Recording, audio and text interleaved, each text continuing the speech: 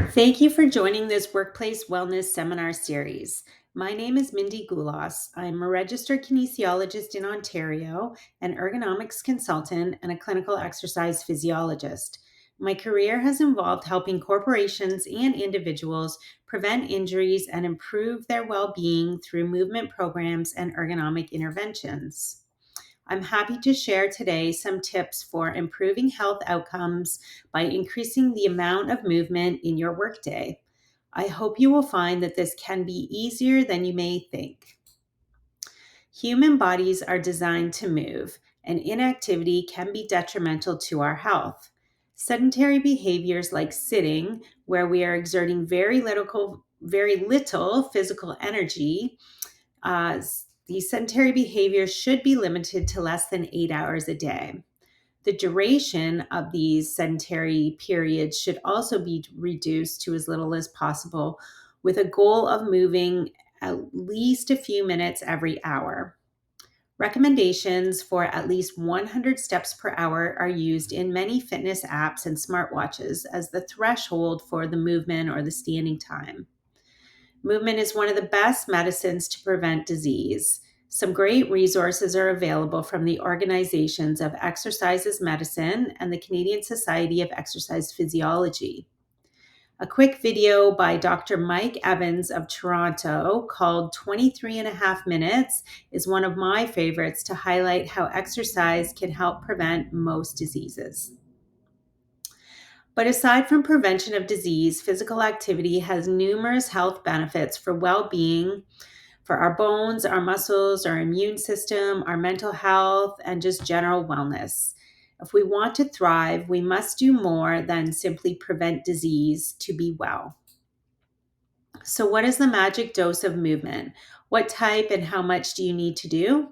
The best answer to this question is really whatever you like to do. You must start where you are and make a decision that you will be motivated with. There are, however, guidelines for health that we may want to consider. Different types of exercise and different intensities do have different benefits to the various systems of the body. In general, resistance training will strengthen the muscles, bones, and joints.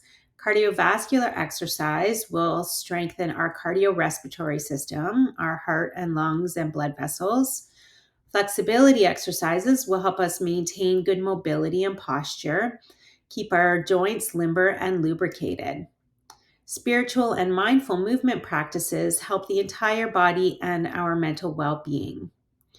All types of exercise have some benefit to us, so it's important for you to decide what goal you may have and the purpose of more movement for you. This helps it this will help having a goal to make it more enjoyable and more likely that you will stick to it.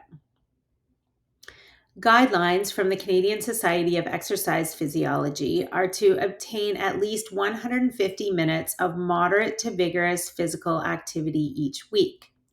Using a scale from 0 to 10 of our rating of perceived exertion, where 0 would be no effort, lying in bed, and 10 would be maximal effort or total fatigue.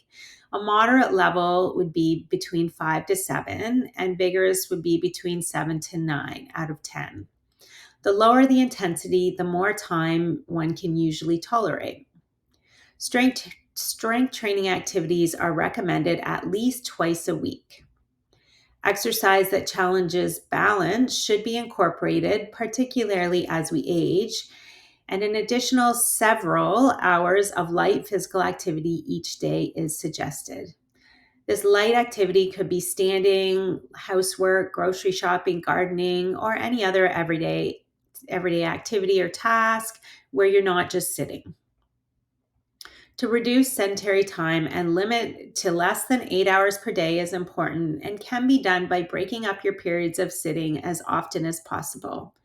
Set timers to get up from the desk. Organize meetings for walking or standing. Do some stretches while you're watching your favorite TV show in the evening. Sleep is another essential piece of the wellness plan. During sleep, our bodies and brains rest and recover, and most of us need at least 7 to 8 hours of good quality sleep. So this usually means 9 hours in bed.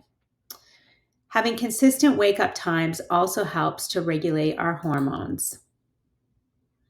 If you are already meeting or exceeding these basic guidelines, you may be wondering how much is enough. There are many factors to consider. Younger ages should have more activity. Children and teenagers need up to 90 minutes a day, and they need up to 11 hours of sleep.